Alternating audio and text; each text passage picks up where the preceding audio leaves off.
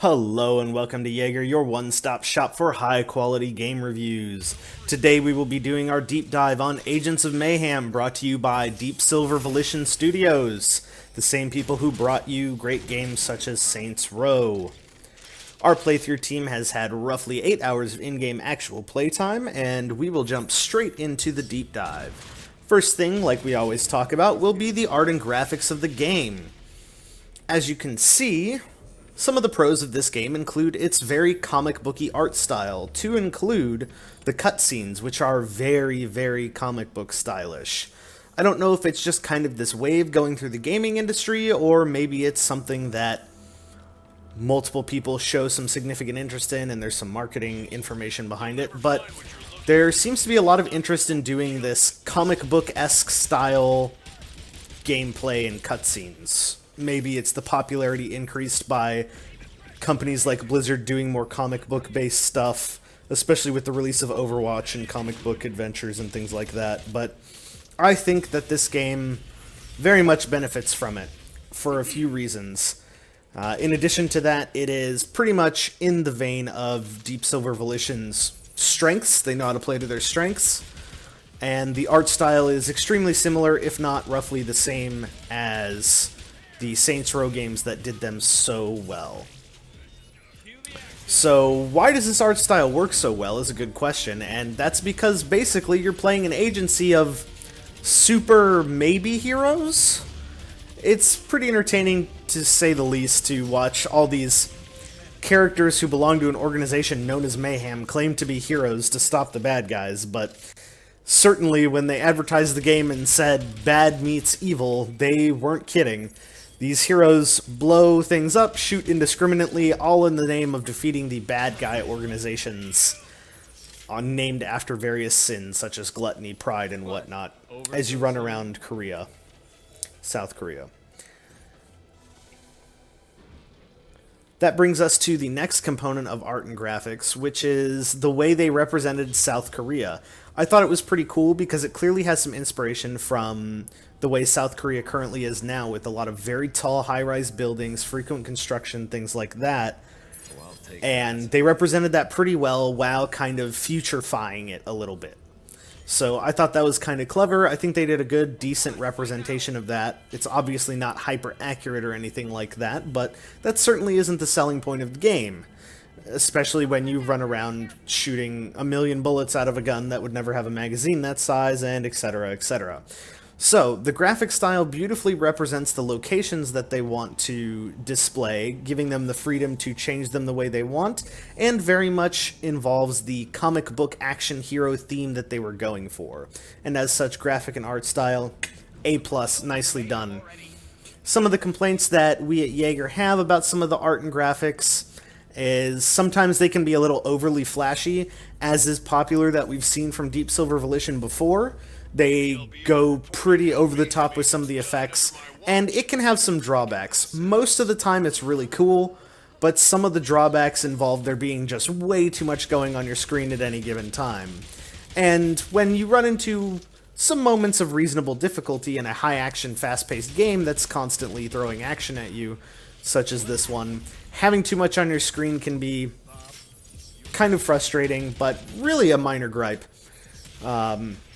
A lot of the cool effects that they have in here are well done as well, like the smoke clouds from explosions and poison gas, different particle effects on thrown weapons, transferring between heroes, things like that. I like the representation of that. One of the other things that I'd like to bring up is the UI. The UI is reasonably minimalistic. It tells you exactly what you need to know in any given moment and doesn't waste too much space. Could it be a little more detailed? Yes, but that would cost them more space, as brought up. And with a game like this, where you very much want to be seeing what's going on around you for not only entertainment purposes, but mechanical purposes, I think they made the right call here. So the UI is very appropriate. One of the issues as far as graphics and art goes, and this plays a little bit into the way it mechanically functions as well, is the menu system. The menu system either seems a little barren in some cases or just has too much going on, whether it's because they're throwing too much information at you that isn't relevant, or maybe some of the graphic fidelity in the menus isn't all there. It's pretty minor, and part of it is because this is designed to be played both on PC and console. It was released on PS4 at the least, so there's going to be exceptions and there's going to be expectations set, and they're going to have to compromise for console versus PC. One of the other serious and probably the biggest complaint in general, let alone about art and graphics and the way it comes across, and we discussed this before, is the pop-in distance for things, particularly and mostly within the city. Pop-in distance is basically when something gets rendered on the screen for the player, and it's based off of how far away it is, so that it doesn't bog your system down loading in a bunch of stuff that you don't care about because you can't even see it. Makes a lot of sense, but the problem is the pop-in range in this game is extremely short, and when you have fast-paced vehicle scenarios or are trying to manage platforming on top of dealing with enemies fairly far away, and platforms don't load in, or relevant components of the world or vehicles that might run into you don't load in until they're just about on you, or at least a couple seconds away, it's hard to make accurate, intelligent decisions, and you can find yourself kind of turned around or in trouble because of it. So pop-in distance is a severe issue in the game, but otherwise, art, graphics, and the way the art and graphics mechanically and thematically combine throughout the game, pretty enjoyable. It's not going to hit everybody. Some people aren't going to like it, but if you're into it, it's done really well. So, next we're going to talk about sound design. The weapons in the game sound great. The explosions are relevant. The vehicles have great sounds. The voice acting is solid all around. Outside of the generic NPC civilians walking around, they're kind of flat lines, but they're not relevant enough to be concerned. All of the important voices in the game are pretty well done. From the good guy heroes to Friday, the woman that's constantly talking to you, to mini-bosses and main enemies that talk. It's great. Lines are delivered well, game sounds are pretty good, just like we'd expect from a company like Deep Silver Volition, with Saints Row and Red Faction in their portfolio, and it's exciting to see them take what they've learned and try to start something new. So overall, sound is great. No serious complaints there. It doesn't impact the game too much if you have sound off or sound on. It definitely flushes the game out a lot if you have sound on, but that's the case with everything. Next, we're going to go into story. So some of the things that we did good with story here. The plot and story at any given time is extremely cut and dry, which is largely seen as a pro. It's not that the story's bad at any point in time, it's just straightforward, and they don't mess around with it. You are going on a mission to go stop this bad guy from doing this thing, and that involves these activities. Boom, done. No mess around, no sneaky, hidden, underhanded, oh, you have to find your own answer of what you're supposed to do next, and that certainly would not fit in this game, so I'm glad they didn't do it. It's very clear the motives and reasons and what you're trying to get done at any given point in time. So that's fantastic. Another good point about the plot is each of the heroes in the agency that you can play, as well as the villains, have their own reasons for doing what they're doing and being with the people they're with, which is pretty cool, and you get the kind of comic booky cutscene that explains it and develops their character and things like that. So there's excellent character development and plot points all throughout that are very easy to follow. It's enjoyable and it flushes out the world a bit. Which brings us to the next point, which is a con for the plot and development of the game, is the first thing we at YAGR noticed when we started playing, and we wanted to give it a chance to change our mind, and unfortunately it hasn't really done that, is we're not invested in the world and what's going on. I don't know if this is because we didn't really get involved with the pre-release comic book story that might have explained a few things or anything like that, but we don't really know what state the entire world is in. We're getting tidbits as we play through, and it's kind of fun to piece it together, but all we know is there's this supposed good guy organization, which is really a neutral guys trying to do the right thing organization, that is fighting the bad guy organization that is trying to collect dark matter crystal stuff and make super weapons. That's the story development as we understand it.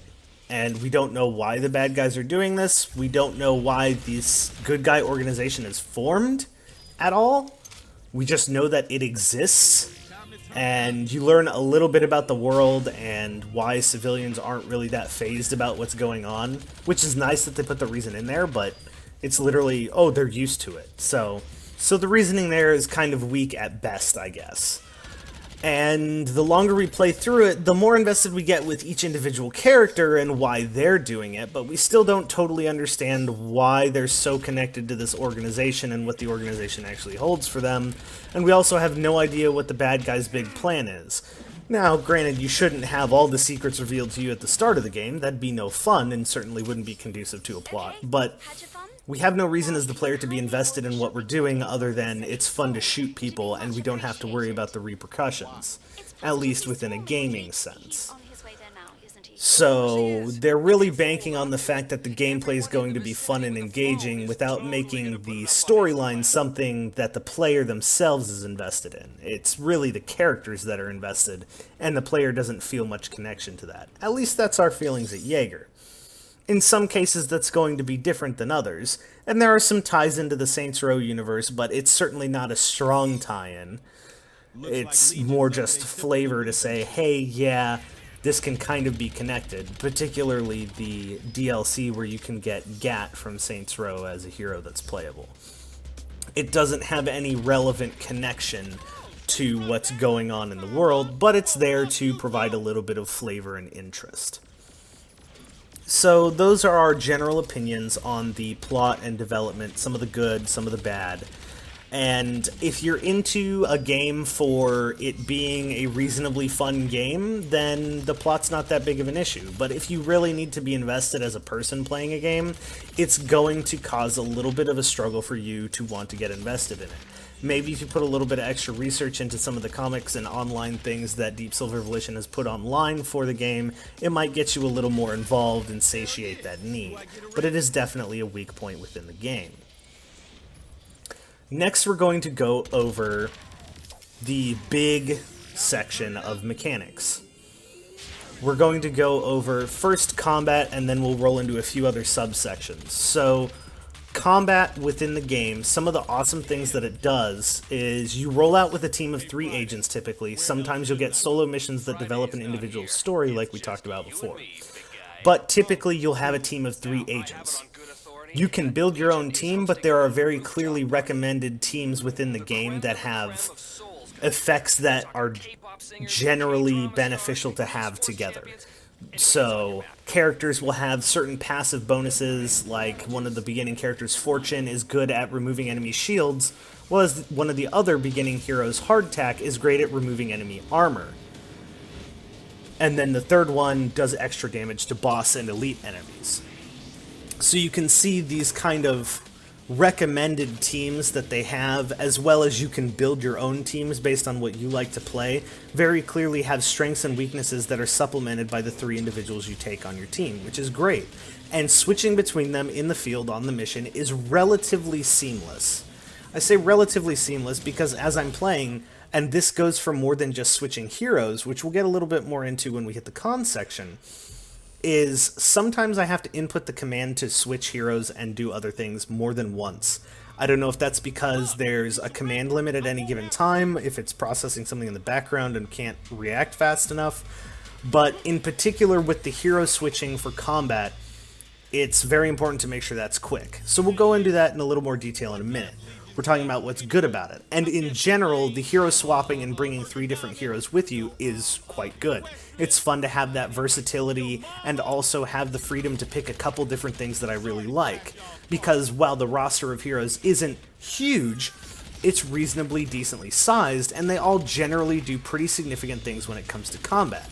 Mobility, on the other hand, there's a lot of copy and paste of a couple different abilities that they have, such as they can dash in the air, or they get an extra little climb if they're against a wall jumping, or they have stealth. Those are generally the 3 things that we've encountered thus far There's, I think, at least one other mobility thing that we haven't gotten to play with yet, but that's typically what you're going to get on the mobility side of things. However, the combat is significantly different for each individual hero.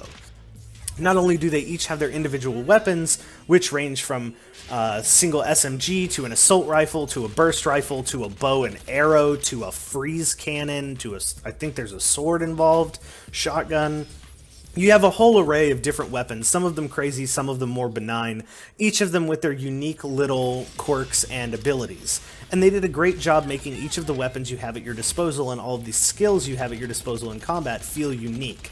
It feels like you're actually making decisions when you build your team, and that is great.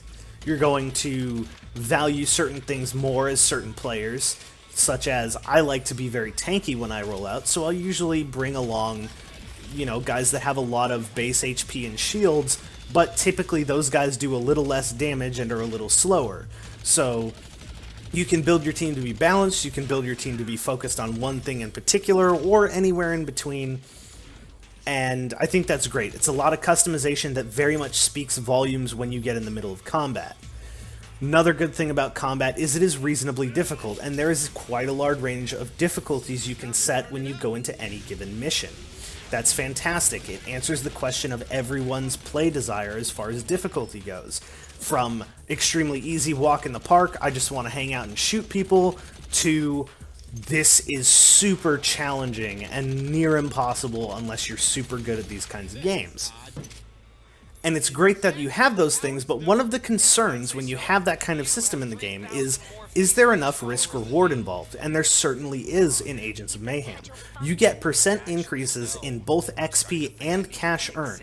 And upgrading just about anything, which we'll talk about when we get to progression, requires cash. So cash is a very relevant resource, and if you play the game at a higher skill level and difficulty, that means that you are going to be able to upgrade faster and achieve new levels of power sooner than everyone else playing it.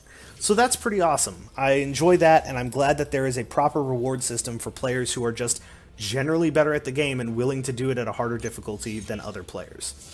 That being said, there isn't really a competitive component to the game, so it's not quite as relevant, but you as the individual can progress more quickly if you're better at the game, and that's good. That way they don't feel held back. So I think they did a great job on that. There's plenty of options. It may not feel rewarding enough, or you might wish there were more options as a player if you're into those super high skill games or super high difficulty games. So be prepared to be a little disappointed at the rewards because it is just percent increases on numerical numbers on a screen. But for the average player, I think they will be happy with the option to get more for doing better and completing more difficult things. And I think they did a good job with that. So some of the cons to the combat system, and these are cons in a sense that they're not done particularly pristinely, not necessarily that they're bad for the player and detracting to the gameplay. And I bring this up because the first thing I'm going to talk about is enemy hitboxes. Enemy hitboxes are extremely forgiving in the game. They make up for this by having reasonably large health pools as well as shield and armor layers, so they effectively have multiple health bars to take out occasionally, especially the more damaging and tougher enemies. But the hitboxes are very forgiving. A lot of times my crosshair is nowhere on somebody's head, but it registers a headshot. I don't know if that's based off of bullet spread or just poor hitboxes, but certainly when enemies are, say, rolling on the ground, I end up shooting above them because they're mid-roll animation as I start pulling the trigger, but it still registers damage.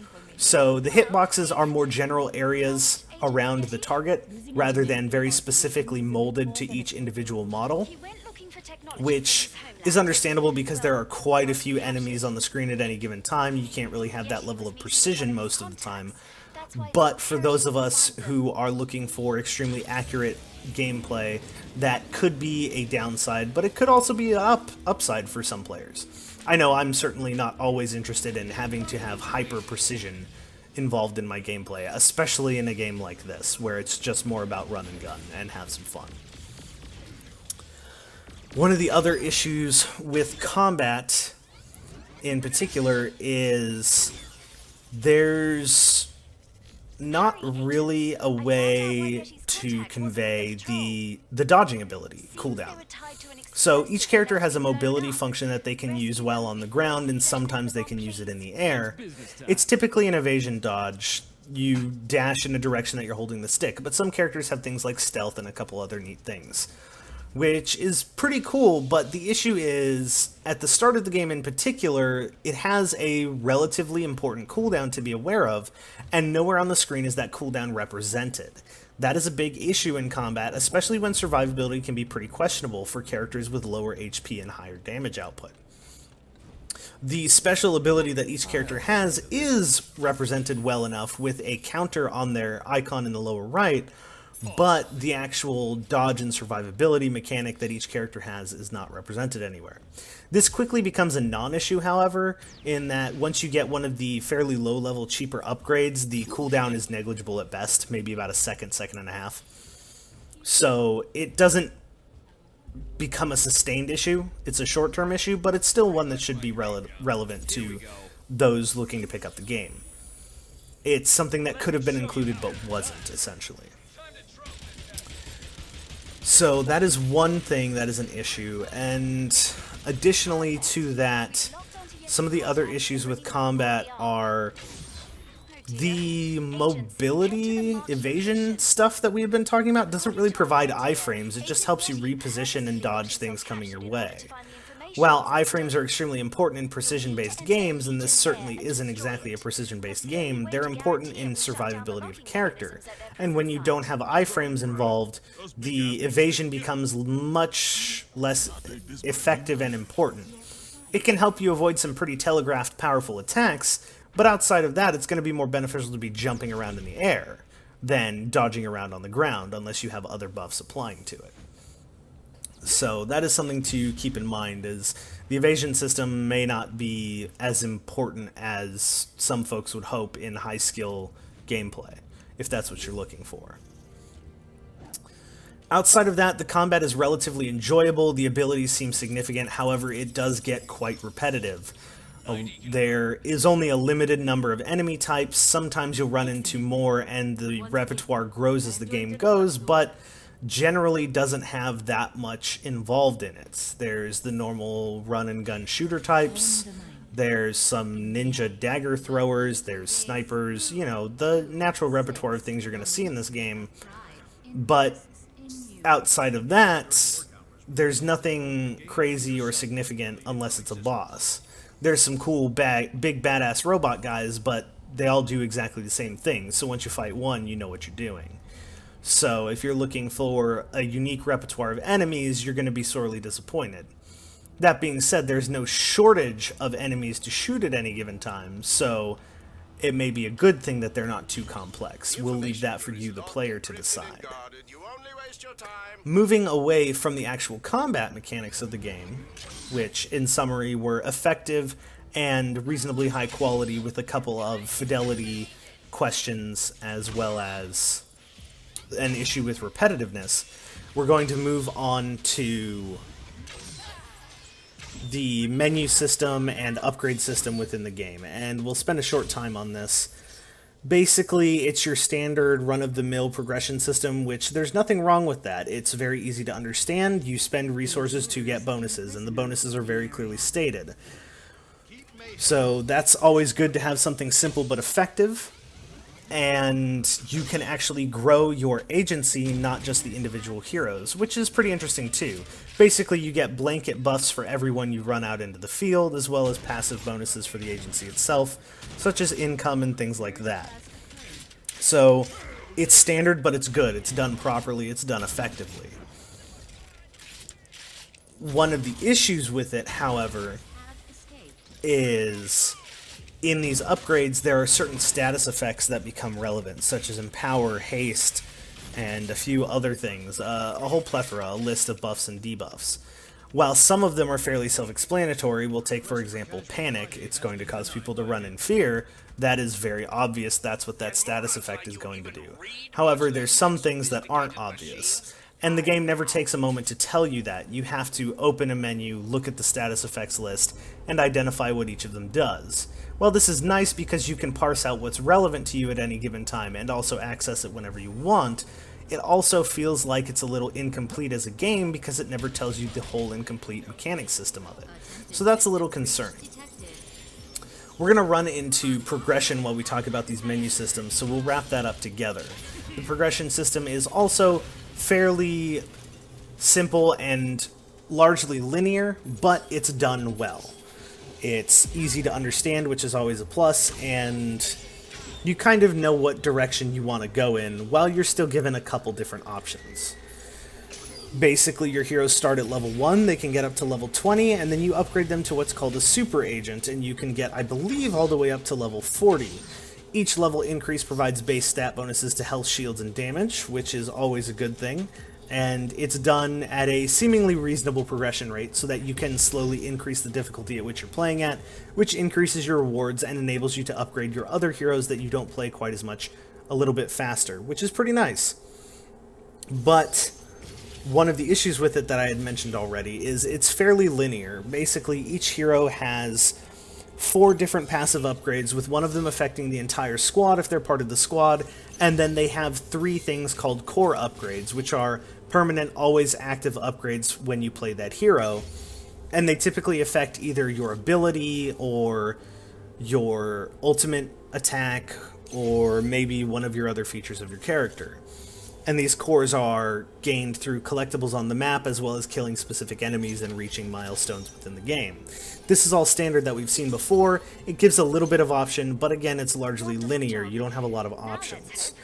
Where you get the options coming in when you're upgrading comes in something in the game called Legion Tech, which is basically modifications you can apply to any 3 given abilities that you assign, and you get called Gremlin Tech. Gremlin Tech is essentially modifications for what your hero already does. Some of them come in the form of trade-offs, while others come in just flat buffs. Legion Tech modifies your modifications. This is where things can get a little messy. I don't know why they didn't just create separate slots for it, but maybe it's because they're hoping people recognize synergies in certain things and can swap them out when appropriate. So they're trying to provide the player base with flexibility while keeping the system as simple as possible in doing so. Legion Tech upgrades are typically more significant and usually have trade-offs related to them. So it provides customization and flexibility as well as branching out in that regard, but the actual stat bonus increases and things like that, it's not very flexible. It's all straight and linear.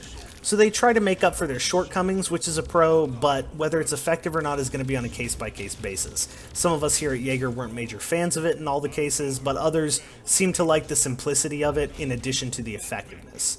So it's effective and simple, but it does limit customizability. That's probably the best way to sum up the progression system. Additionally, under menus and progression, we're going to talk about the agency that's available, and that's basically the organization your heroes work for. And one of the interesting and kind of cool mechanics involved in this is called contracts, which are basically fill out these 3 bars of doing random things and you'll get bonus money and resources and maybe a chance to unlock some upgrades or schematics or something. It can be everything from collecting a certain amount of money in a certain time block, as well as killing certain individuals, to performing stunt jumps in a car, etc., etc. While this is all great and good, it's essentially just passive bonuses you can do that add some sub-objectives to the game that you can choose to chase after or not chase after. Again, it's nice to have that flexibility and decide what you want to do, and it also gives the game a little bit more longevity because you can take as long as you want collecting what you want and doing contracts. However, contracts are limited to, I believe it's 3 in a specific time window. I think you can upgrade this through upgrades of your agency to a little bit more. But one of the really cool features about these contracts that we're talking about is you can join in an online group, essentially, and you're not necessarily playing with the individuals. There's no multiplayer function within the game, but these contracts, you can all contribute to completing a contract at any given time. So basically you can have, 6 or 8 people trying to get to the 3,800 Hell Pride troopers killed in a 9-hour block. And you're all helping each other get that bonus, but at the end of the day, you're not really playing with them. So it's a cool feature, but it's not a replacement for cooperative play, which is really disappointing because I think this game could have really benefited from co-op play. It could have been really exciting and really cool. Basically, what they could have done is, the bad side is you only get 2 heroes, but you have the 2 heroes out at the same time. So that could have been really fun to play and do with your friends, because the game definitely has a goofy, entertaining run and gun atmosphere within it that you'd love to play with your friends, but unfortunately that's not an option, which is a little disappointing. But back to the contracts, it's a neat system. It's nuanced, it's not important, and it's certainly not required for the game, but it's there, and again, it can help you progress if you're really into the game. Additionally, within the agency, you can do what's called exploring regions. So I'd be really interested to see if they add major DLC to the game that allows you to go to different cities and have different story arcs in the regions as these enemy organizations continue their operations. But as of right now, what I understand is the game solely takes place in South Korea, specifically the city of Seoul. So their explanation of what's going on in the rest of the world and where the bad guy organization is pretty much limited to this region menu where you can send soldiers you're not using out to these regions to explore and come back and give you passive bonuses for doing so, and it happens in time. Sometimes you'll have these Legion bases that you can go and run through and kill a bunch of guys and then exit and the mission's complete and then you get your reward, but it's a pretty basic system, and I guess it's a way to explain what's going on in the rest of the world, but it leaves me wanting, to be honest. I really hope they do some more DLC based stuff where you can go to other places and do other things. That pretty much wraps up the mechanics and progression section. I could talk at length about the vehicle system, but it's really not important within the game.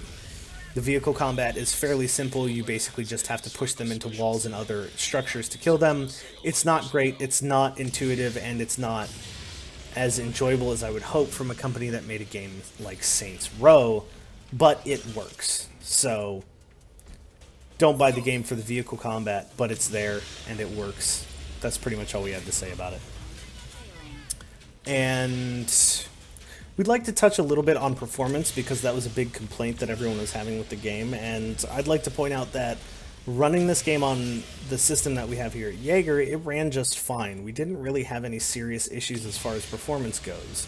We ran things at pretty high settings, and our FPS generally didn't drop, and it was playable throughout. So I don't know if they've done a release patch or anything like that, but I'm not seeing any performance issues.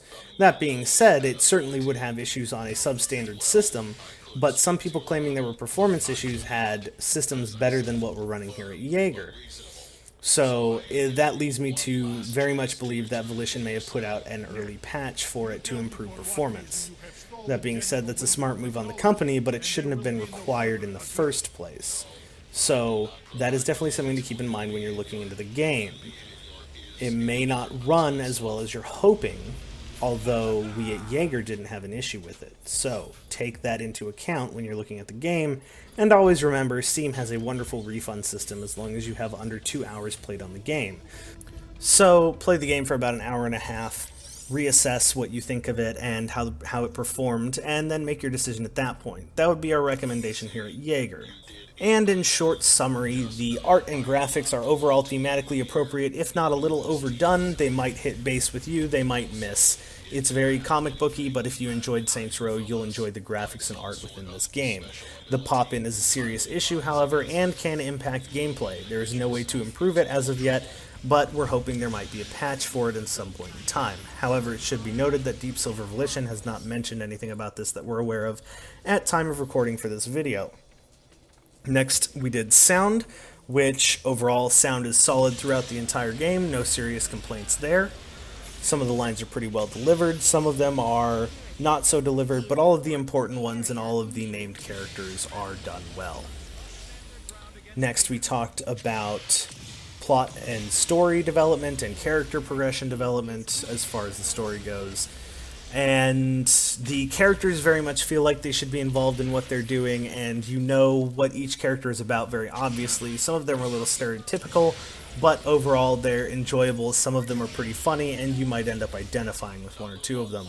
However, You, as the player, don't feel any tie to the game or the world, and there is quite a lot that you are not going to understand, particularly when you first start playing. If this may turn you off to the game, we at YAGR recommend checking out some of the online content, such as the comics and things that Deep Silver Volition has put out, to try and get yourself involved a little bit more and immersed within the world, but it certainly doesn't do you any favors inside the game for that. Play it for the characters being involved, not for yourself. Next, we talked about the mechanics of the game, particularly combat, which is overall done pretty solidly. Some of the fidelity of commands being inputted are not great, and that can be an issue in the middle of combat, but other than that, pretty entertaining, if not repetitive. And then we talked about the progression system for heroes as well as the agency, and it's all fairly standard and a little bit linear, but it does have some components of customization and some interesting, unique attempted nuances that may or may not pique your interest. Overall, the progression feels important, but doesn't feel unique or particularly intriguing at any point in time. And finally, we discussed performance, and we at YAGR haven't seen an issue with the performance, but that may not be the case for everyone, so be wary of that when looking into the game. However, I would be surprised if people with reasonable systems were going to continue complaining about the performance of the game. I believe Deep Silver Volition has fixed that, but I could be wrong. Overall, we at YAGR very much enjoyed playing Agents of Mayhem, and that could just be a little bit of bias. We enjoy games like this that can be a little bit mindless and a little bit fun running around and shooting whatnot. But it's not going to hit everybody. It's not a jump out of your seat and go buy game. It's exciting to see this company that brought us games such as Saints Row and Red Faction trying to break out of their shell and make something new while keeping ties to the old. And I'm very interested to see how they're going to take the lessons they learned from this and progress forward. Hopefully we see some other great stuff coming from this company. And as of right now, Agents of Mayhem is going to hit a reasonable amount of the player base. If you have some interest in it and it looks like you'd have fun just through the gameplay alone, I'd say it's worth picking up. Maybe wait for a sale if you don't have quite a large gaming budget. But overall, the game certainly is not bad. It's better than some of the other games we've reviewed on this channel. It's enjoyable to play, it's got fun, quirky moments, and it's always action, always movement, always fast-paced. So if you're into action games like that, Agents of Mayhem is not a bad game to pick up. It's very enjoyable. I would say it's a good game. I think they missed a couple very easy points that could have improved it, and they may not have put as much thought as we would have hoped as gamers into it. It certainly is no masterpiece, but it is certainly an enjoyable and fun game. That's our opinion here at YAGR. If you show interest in it, we recommend you pick it up, try it out within that hour-and-a-half window, and reassess. But other than that, that's our opinions here on Agents of Mayhem in our deep dive. We're going to continue playing, and we honestly don't expect these opinions to change much on the final verdict, but that will still be coming out on Friday for your review and opinions. This has been YAGR. Thank you for watching, and we'll see you online soon.